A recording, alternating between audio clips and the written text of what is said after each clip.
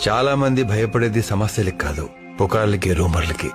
పని పాట లేని చాలా మంది పకోడిగాళ్ళు ఇదే పని మీద ఉంటారు. మనిషికి మనం ఇవ్వగలిగేది గొప్ప గిఫ్ట్ ఏదైనా ఉంటే అది టైం. ఏడిపోస్తే ఏడ్చి, ఏడిస్తే కన్నీళ్ళు కూడా నవ్వే రోజులు సార్. చాలా చూసావు జీవితంలో. ఎదగాలనుకున్నప్పుడే అన్ని చూశాను సార్. ఇప్పుడు కావాలనుకుంటున్నాం కదా.